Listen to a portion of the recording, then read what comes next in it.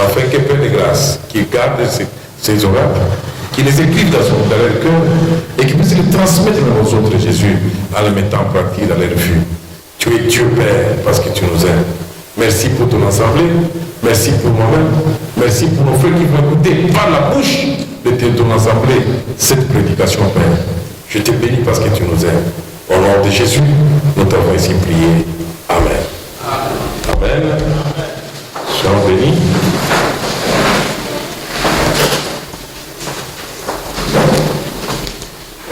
Le Seigneur nous aime. Je crois que me présenter, ça sera encore autre chose, mais je crois que nous nous connaissons.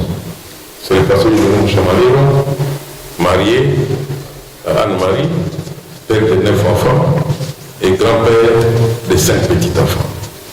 Il est toujours ici avec vous chaque jour. Amen. Que Dieu nous bénisse. Notre thème d'aujourd'hui, c'est le baptême de Jésus-Christ. Et nous allons lire ça dans Matthieu, chapitre 3, verset 11. Mais après, on va continuer jusqu'à verset 17. Mais d'abord, verset 11. Amen. C'est notre thème d'aujourd'hui.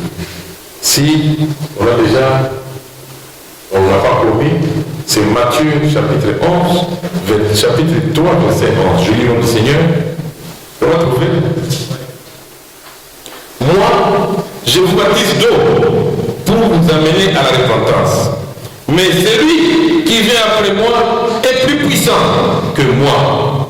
Et je ne suis pas digne de porter ses souliers. Lui, il vous baptisera du Saint-Esprit et de feu. Amen. Ça, c'est le verset 11. Nous continuons avec 12 jusqu'à 17. Mais laisse-moi vous dire, mes frères, ici on parle du baptême. Et qu'est-ce que c'est le baptême?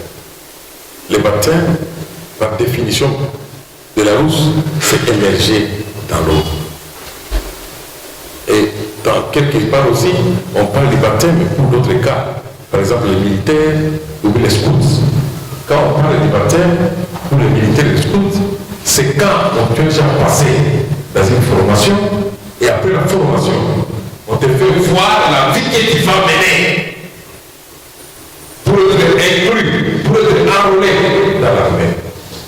On te fait passer ce qu'on fait le baptême de feu.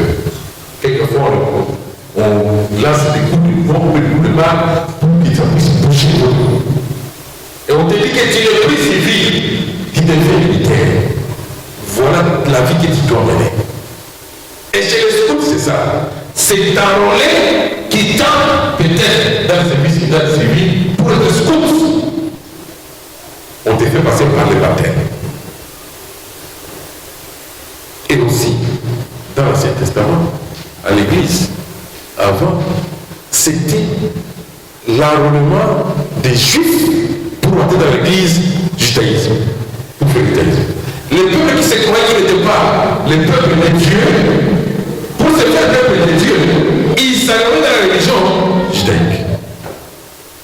Voilà aussi ce qu'on appelle le baptême dans l'Ancien Testament. Et même, quand les enfants d'Israël sont sortis de l'Égypte pour aller vers les provinces, ils sont passés aussi sous le baptême du Saint-Esprit. Et si vous lisez dans l'Exode 14, verset 19, on vous montre qu'ils étaient aussi passés sous le baptême. Donc, c'était un passage. Donc, il faut sauter les camps pour aller dans notre camp. Ça, c'est dans l'Ancien Testament aussi qu'on dit ça. Et c'était un rite pour les païens d'entrer dans la zone, je disais comme je l'ai dit. Mais aussi dans le Nouveau Testament, c'est une nouvelle dire aujourd'hui. On montre que Jésus-Christ était baptisé. Et quand nous lisons dans ce verset-là, nous voyons, moi j'ai baptisé d'eau pour vous amener à la repentance. Et si vous comprenez bien, c'est comme s'il y a trois sortes de baptêmes. Là, c'est un verset. Les premiers baptêmes, on parle de la repentance. Moi, je baptise d'eau pour vous amener à la repentance. Mais celui qui vient après moi est plus puissant que moi. Et je ne suis pas fini de porter ses souliers, lui là, il vous baptisera du Saint-Esprit, de feu et de feu. Amen. Si nous voyons bien, ces trois sortes de baptême forment un seul baptême pour un vrai chrétien.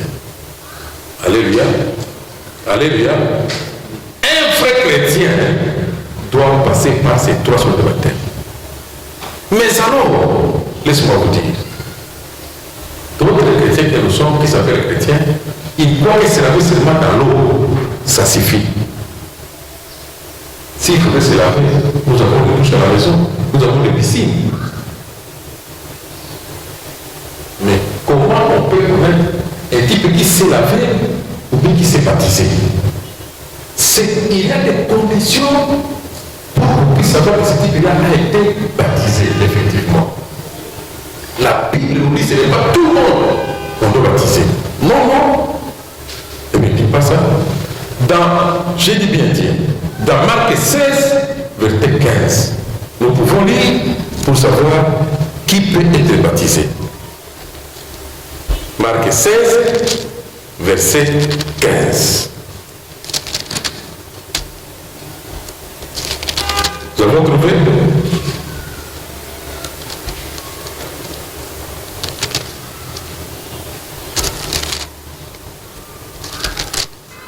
Nous pouvons lire.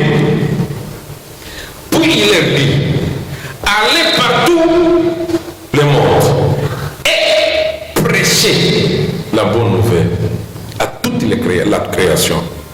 Celui qui croira et qui sera baptisé sera sauvé. On ne baptise pas n'importe qui. On baptise celui qui a écouté la parole de Dieu et qui a cru à cette parole. Alléluia. Si tu n'es pas, si tu t'es baptisé sans connaître à qui tu as cru et quelle parole qui t'a envoyé à te baptiser, tu vas faire l'erreur. L'erreur est monumentale. Qu'est-ce qui t'a convaincu? Il faut être convaincu pour accepter de s'enrôler dans une famille quelconque.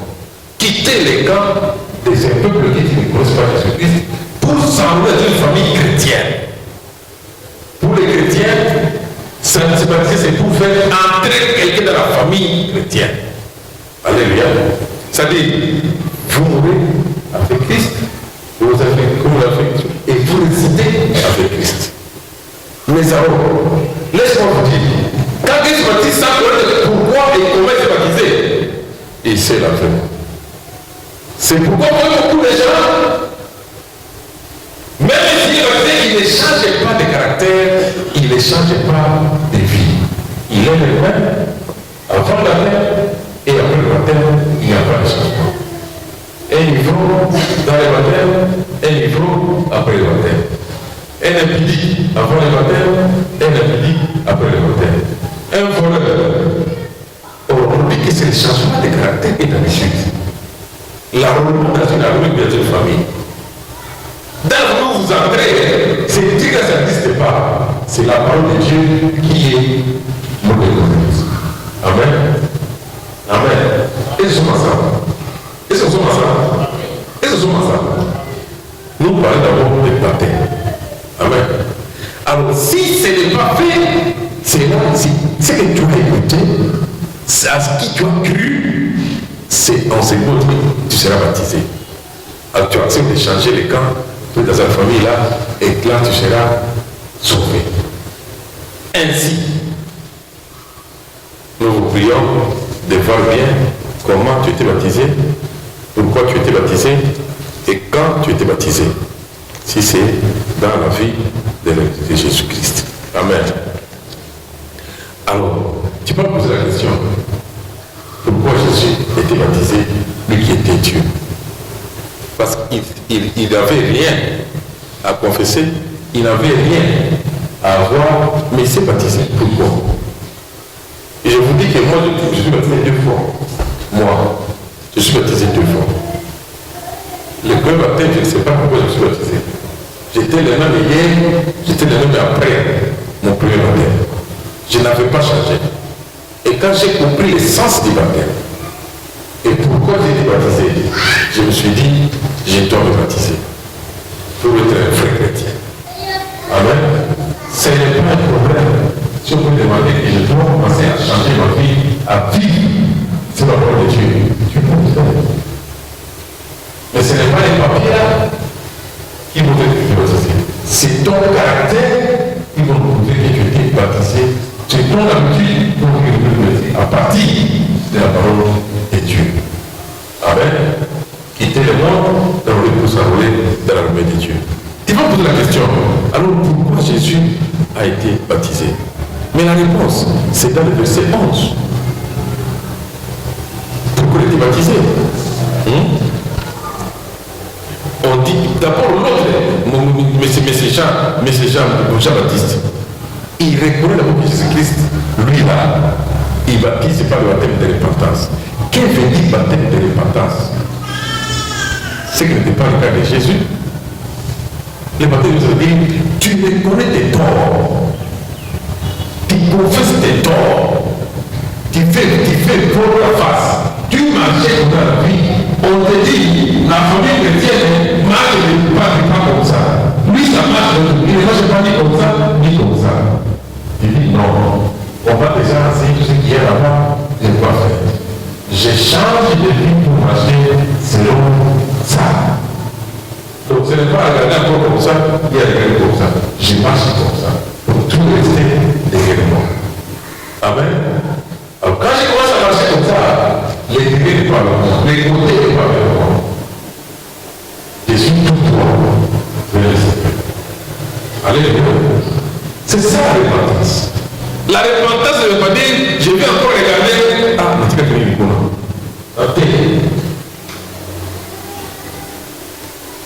Pourquoi il était baptisé? Jésus. Après tout ça. Dans le verset, on nous parle du baptême du Saint-Esprit. Ça, c'est seulement Jésus lui-même. Quand c'est comme Seigneur et Sauveur, il vient avec tout en lui. Il est Jésus-Christ, il vient comme Dieu. Il vient avec les trois personnes en Dieu. Il vient avec le Père, le Fils et le Saint-Esprit. Donc le Saint-Esprit à toi, quand on va fêter la Pentecôte, il vient avec tous les dons et tous les ministères avec toi dans ton cœur. Si c'est vrai que tu as le Christ comme tu es sauveur, tu as tous les dons en toi, tu as tous les ministères en toi. C'est toi-même qui doit voir lesquels tu vas aussi utiliser. Mais tu as tout.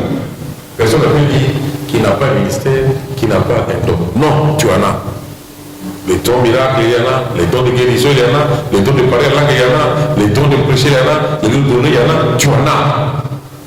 Tu dois savoir dans quel don tu as aspiré pour en avoir. Et dans le Saint-Esprit, tu seras baptisé. Et quand tu seras baptisé dans le Saint-Esprit, tu auras à utiliser ces dons-là que tu as. On a parlé de ça longtemps. Le pasteur Marie nous a parlé, nous avons parlé dans le séminaire.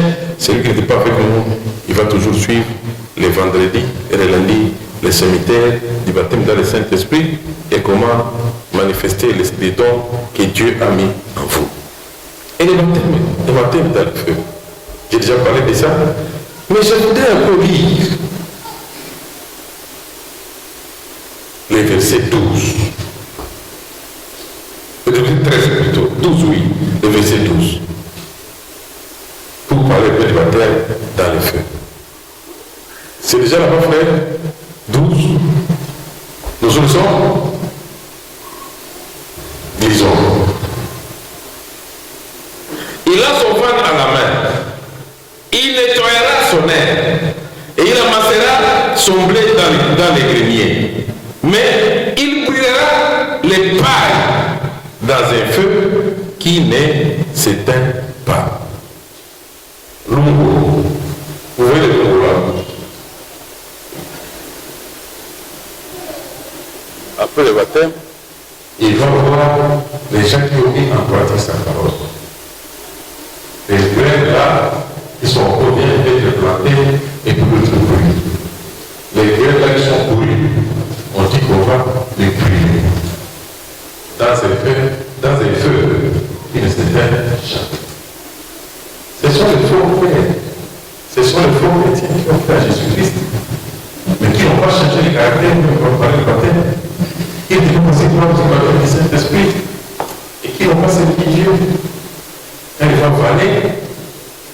Ça veut dire que peut-être d'avoir fait un rumbo, alors que tu as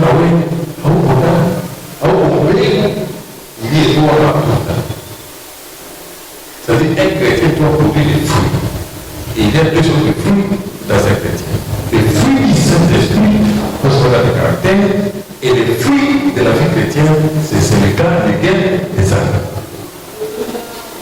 Alléluia. Les fruits du Saint-Esprit, c'est le caractère de l'Esprit qui s'est dans ta vie. Donc tu vas changer le caractère quand tu es déjà. Il y a ton ami, les fruits du Saint-Esprit existent. Dis-lui. Dis-lui. Dis-lui très bien, les fruits du Saint-Esprit existent. Galates 5, 22. Galates 5, 22. Amen. Tu dois produire ce fruit dans ton caractère. On va le voir. Et bien, c'est ce que tu dois gagner les âmes. Parce que ton comportement appellera les autres comme fruit que tu vas produire. Si tu as 20 ans et personne a cru, n'a pas cru à Dieu à cause de toi, demande-tu, est-ce que j'étais un chrétien baptisé de vrai? Amen. Il faut que les gens croient à ta parole, croient à ta vie, que tu es un chrétien, mais pas perdre les autres. Il y a des secrétaires qui cherchent à perdre les autres et les envoient dans l'enfer au lieu de l'envoyer à Dieu. Et il va vanner. Ceux qui seront comme des pailles seront brûlés. Et ceux qui seront comme des graines fertiles produiront des fruits. Amener les gens à Jésus et ils montreront les fruits du Saint-Esprit dans les Seigneurs. Amen. Amen. Et si nous pouvons lire une personne priée pour nous, du 13 à 17. 13 à 17, il me prier pour nous. Nous avons trouvé Frère Blaise, tu pries pour nous. C'est à cette époque que parut Jésus. Il se rendit de la Galilée au Jourdain auprès des gens pour être baptisé par lui. Mais Jean, essayant de l'en dissuader, il lui disait, « C'est moi qui ai besoin d'être baptisé par toi, et c'est toi qui viens à moi. » Jésus lui répondit, « Accepte pour le moment qu'il en soit ainsi, car c'est de cette manière qu'il nous convient d'accomplir tout ce que Dieu demande. » Là-dessus, Jean accepta de les baptiser. Après avoir été baptisé, Jésus sortit de l'eau, alors le ciel s'ouvrit pour lui et vint l'Esprit de Dieu descendre sous la forme d'une colombe et venir sur lui. 17. En même temps, une voix venant du ciel fit attendre ces paroles. Celui-ci est mon fils bien-aimé, c'est lui qui fait toute ma joie. Amen. Amen. Alléluia. Alléluia. Mes frères, nous attendons là-bas dans ce paragraphe-là. C'est comme si la Trinité était présente. Jésus-Christ lui-même était là. Le Saint-Esprit est descendu comme une colombe. Et aussi, Dieu le Père. La Trinité était à l'œuvre. La Trinité. Ainsi, la Trinité est à l'œuvre dans la vie d'un chrétien. Alléluia. Il y a la création par Dieu. Il y a Jésus-Christ qui sauve. Et le Saint-Esprit qui amène la mission et le travail. Amen. Alors ici, j'ai voulu répondre à la question, pourquoi Jésus-Christ lui était baptisé comme Dieu? Si nous voyons très bien, dans Luc 12, verset 50, l'image de la mort, d'ensevelissement et de la résurrection de Jésus-Christ devait se voir en Jésus. Alléluia. Il a voulu nous montrer son image de la vie que nous devons mener comme des hommes sur la terre. L'image de la mort, l'image de l'ensevelissement et l'image de la résurrection doivent se voir. Et il a montré ça avec son baptême. Alors, à tout chrétien, en suivant l'exemple de Jésus, sache que tu seras l'image de Jésus sur la terre dans votre vie, dans le monde. Et aussi, quand nous lisons toujours d'aventier, dans Matthieu, chapitre 3, verset 6, là où nous étions, on montre que aussi l'appel à nous les chrétiens à l'image de Jésus qu'il a montré.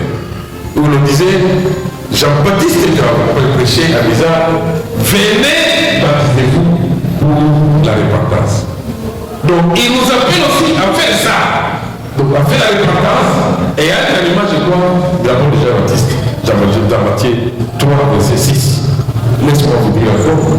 La troisième fois que Jésus devait le baptiser, c'était pour identifier qui était Jésus. Il était énorme comme les autres. Mais on devait le présenter. On devait l'identifier, c'était qui? Jean-Baptiste lui-même, dans 11, il a commencé par identifier Jésus. La grandeur de Jésus. Hein? L'étoffe de Jésus. Il a dit, moi je vous baptise pour la repentance. Mais c'est lui qui vient après moi. Je ne peux même pas porter ses souliers. Regarde comment il faut prendre Jésus-Christ très élevé dans sa parole. Comment il faut prendre la grandeur de Jésus-Christ dans sa parole. Je ne peux même pas porter ses souliers. Quand les gens voient Jean-Baptiste au pont, mais lui c'est voie inférieure. On disait c'est lui Élie, et c'est lui le Messie, et c'est lui. Mais nous, les chrétiens d'aujourd'hui, sont petits bateaux, on dit que c'est au hasard, on ne comprend pas. Mais Jean-Baptiste qui était au corps, et tout le monde, les gens qui étaient les apôtres, les Sadducéens, les ils venaient, les pharisiens, venaient, si jamais vous êtes baptisés. Mais lui dit, il y a encore un supérieur. Je ne peux pas porter ses souliers. Et moi, il nous disait d'abord Jésus-Christ dans la vie de Jean-Baptiste. Et après, il refuse de baptiser Jésus-Christ. Regarde comment il s'est humilié. Il demande que nous devons, moi je sais, toi tu vas baptiser, mais pas moi te baptiser toi. L'humilité de Jean-Baptiste a montré la supériorité de Jésus-Christ. Il a montré ça. Même si nous lisons aussi dans 2 Corinthiens 5, verset 11, au moment où lui, Jésus est venu, c'est pour aussi nous prier, nous racheter dans nos péchés. Il a accepté de porter les fardeaux de nos péchés. En tant que Dieu, dans la Trinité, lui a pris. Il a pris le sang de sauver le monde entier. Pour sauver le peuple de Dieu, que Dieu a créé à son image. Pour nous faire entrer dans l'identité de l'image des enfants de Dieu à la vie éternelle. Et sur le quatrième point, nous allons voir ici comment la proclamation de Jésus-Christ comme Dieu s'est fait. Le Saint-Esprit des amis, pour montrer ce qui. Donc on fait montrer à Jésus-Christ déjà dans le verset 16, le Saint-Esprit est descendu sur lui. Même si Jean baptisait déjà la repentance, il n'avait pas eu un signe pour montrer que celui-là est déjà converti, ou que celui-là est déjà repenti. Mais celui-là qui est venu comme Dieu, il y avait eu un signe pour lui montrer que voilà le vrai Dieu. Amen. Hein? Alléluia. Amen. La proclamation biblique de la proclamation solennelle de Dieu qui est le Messie et le Sauveur du monde. Jésus-Christ lui-même. Nous pouvons le lire toujours dans Matthieu, dans Matthieu 3, verset 15. Le libérateur, dans Proverbe 18, verset 3, Proverbe 18, verset 3, le libérateur est venu. On va proclamer publiquement. On va proclamer publiquement qu'il est le sauveur du monde. Dis à ton ami, il n'y a pas un sauveur si ce n'est pas Jésus-Christ. Dis-le à côté de toi. Seul Jésus-Christ est le sauveur. Seul Jésus-Christ est le sauveur. Dis-lui très bien. Seul Jésus-Christ est le sauveur du monde. S'il veut te sauver dans n'importe quelle situation, le seul, c'est Jésus-Christ qui peut sauver l'homme dans ce qu'il fait dans le monde. Et enfin, cinquième point, on a dit à Jésus, on a montré à Jésus que Jésus-Christ est déjà instauré dans sa mission chrétienne. Dans le même verset, je me mets Jean 1, verset 12. On montre que la mission de Jésus était de venir sauver le monde. Et le ministère de Jésus, c'est ce jour-là qu'il a commencé. Parce que dans verset 17, on nous dit, celui-ci est mon fils bien-aimé, à qui je mets toute mon affectation. C'est la voix de Dieu qui sont. Donc, il a comme le commencement du mystère de Jésus ces jours-là. On l'a déjà instauré, on l'a déjà identifié, on a déjà donné à Jésus-Christ sa mission de venir sauver le monde. C'est une manifestation qui est très importante dans l'Église et dans le monde pour montrer que Jésus-Christ est venu. Pour montrer que Jésus-Christ est venu. Alors, Jésus-Christ lui-même, qui est notre Dieu, nous montre l'exemple que pour entrer dans la famille chrétienne, passons par ça. Écoutons la parole de Dieu, cherchons à la mettre en pratique, baptisons-nous et changeons les gants du monde de Dieu pour entrer dans la famille chrétienne et qui verra la gloire de Dieu. Mais à tout ça, quelle est la question que l'on doit se poser? Tout ça que nous avons vu, Jésus-Christ baptisé, pourquoi il était baptisé? Pourquoi le baptême de l'eau, la repentance, le Saint-Esprit, du feu, tout ça? Il y a une question à se poser. Est-ce que moi j'étais baptisé? Pose-toi la question. Est-ce que mon habitude, mon caractère prouve que j'étais baptisé? Si pas, répands-toi. Va les serviteurs de Dieu afin de te guider davantage et prier pour toi. Alléluia. Parce qu'il y a des faux baptêmes. Les baptêmes, ça change la vie de quelqu'un. C'est parmi les signes de l'entrée d'une personne dans la famille chrétienne. Donc la vie qu'il doit mener doit avoir une famille de la famille chrétienne. Le caractère du Saint-Esprit, le caractère de Jésus-Christ. Si ça ne te montre pas sur toi, il faut demander pourquoi. Ceux qui ont connu en langue, ils ont la carte. Oui, ils ont la carte. Ils ont la carte. La parole de Dieu est venue pour toi comme si ma foute à vous, ce n'est pas normal. Si on est des araquiniers, c'est toi qui es araquinier, même dans l'église. Mais tu viens à l'église, tranquille. Les gens qui les zombies, c'est toi. Tu viens avec les zombies et tu es baptisé. Et dis que tu es cet esprit. Mon frère, demande-toi. Et j'étais baptisé. Et j'ai vu confirmer ce que j'ai eu comme enseignement. J'ai vu comme enseignement vraiment. Dis à ton ami à côté, c'est le temps. Dis-lui. Touche-lui, frère, c'est le temps. Dis-lui, c'est le temps. C'est le temps de confirmer notre baptême. C'est le temps de confirmer notre engagement avec Dieu. Dans nos cœurs, dans nos cœurs. Dans nos cœurs. Est-ce que Jésus a la première place? Parce que la parole de Dieu est là. Et si nous étions baptisés parce que notre papa était pasteur, par notre famille était pasteur, non frère, qu'as-tu attendu? Qu'as-tu écouté? Qu'as-tu décidé pour être baptisé? Moi j'étais baptisé 2 fois. Mon premier baptême, je n'ai rien entendu, je n'ai pas compris, rien ne m'a convaincu. Parce que ma famille était une famille chrétienne, je suis baptisé. Non frère, c'est toi qui t'engages, c'est toi qui décides, c'est toi qui décides. Confirme ton baptême. Fais tout pour qu'on t'identifie parmi les chrétiens. Et si pas, je vous dis que vous marchez seulement en persécution. Que faire alors pour que je puisse confirmer mon baptême? C'est prendre conscience de la vie que nous menons. Et se dire, non, je dois marcher selon les critères de la famille chrétienne. Nous allons prier. Nous allons prier. Chacun va prier pour soi-même. Comment nous allons prier? J'ai reçu les baptêmes, effectivement, ça peut être vrai. J'ai vu dans ces baptêmes-là comme il est fort. Dis à Dieu merci. Parce qu'il te soutient et qu'il continue à soutenir.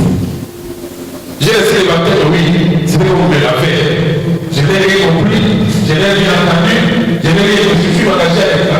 Je ne suis pas engagé. Dis à Dieu, Seigneur, je vais encore m'engager. Moi, je n'avais rien compris.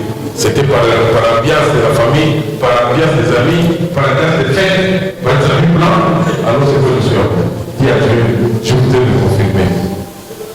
Et si c'est vrai que je peux baptiser, c'est le temps. C'est le temps de suivre le ballon et être baptisé.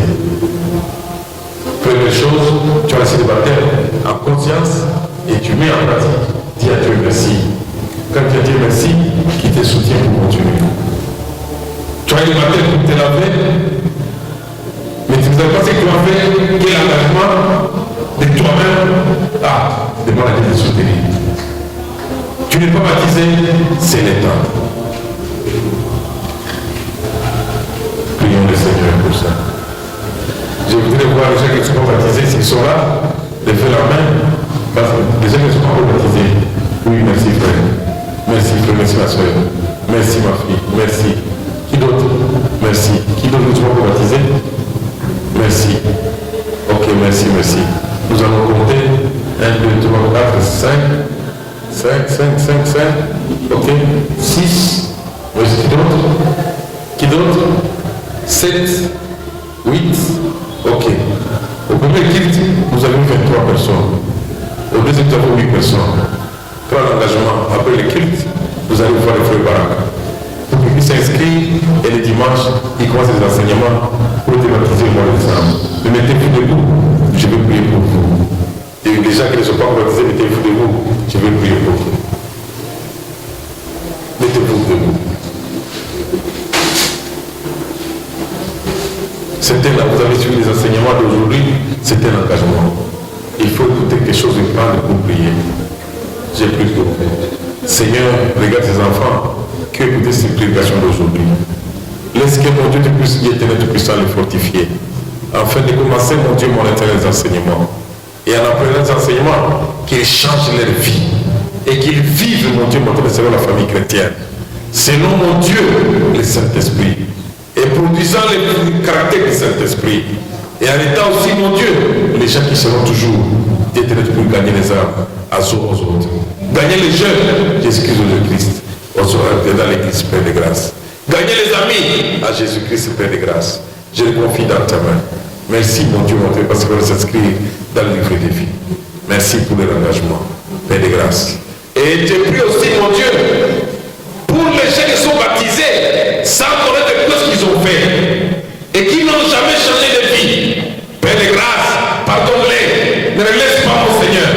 Touche leur cœur, là où ils sont, dans leur maison. Partout ils partiront, touche leur cœur, Père de grâce, afin de changer leur vie, de consolider le baptême et de faire la gloire de ton nom, Père de grâce, dans leur vie, afin qu'ils voient, mon Dieu, que les changements, mon Dieu, mon éternel, doivent être faits dans leur vie, d'éternel pour monter les enfants de Dieu.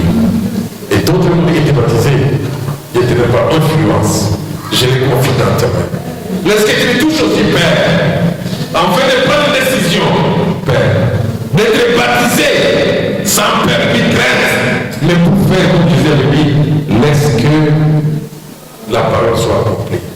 Il était Dieu, mais il l'a fait. On peut être pasteur par influence, on peut être pasteur parce qu'il est parole, mais ils n'ont pas pris l'engagement dès le commencement. Le fondement, Père, ce n'était pas un bon fondement. Père, je te prie, Jésus était Dieu, mais il a cherché un bon fondement pour montrer l'exemple. Laisse que tous ces gens aussi, Père, touche-les, afin de se voir, accepter de Dieu, pour commencer le commencement et aller monter à la fin. Vraiment la fin des choses qu'est le commencement.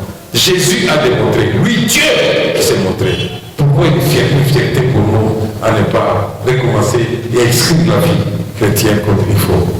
Merci, parce que tu vas nous convaincre. Le Saint-Esprit qui nous donne là, qui nous convainc de ce que nous sommes. Si nous sommes baptisés effectivement par la prière, par l'eau, sans le Saint-Esprit, et si nous sommes passés par les feux pour nous tamiser, Père, je t'en prie de nous donner la vie chrétienne bonne et une bonne fin. Au nom de Jésus, j'ai ainsi prié. Amen. Que Dieu vous bénisse.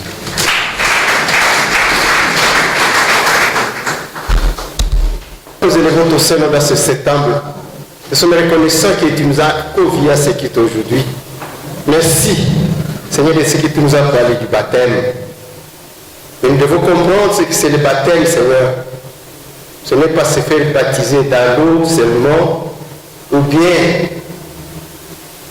se présenter comme état baptisé, mais nous devons présenter réellement l'œuvre de la grâce de Dieu dans notre vie. Nous devons démontrer que réellement nous sommes chrétiens. Nous devons voir le fruit de l'Esprit dans notre vie. Les gens doivent constater que nous avons été réellement transformés. Que nous ne sommes pas restés les mêmes personnes. Merci pour ta grâce de continuer à nous instruire par ton Saint-Esprit, que nous comprenions correctement ce que signifie être chrétien. Seigneur, nous voulons que nous comprenions clairement, chacun d'entre nous, qu'être chrétien, c'est marcher avec Jésus-Christ, marcher selon l'Esprit. Et nous voulons que cela soit visible dans la vie de chacun d'entre nous. Merci pour ta grâce, tes faits.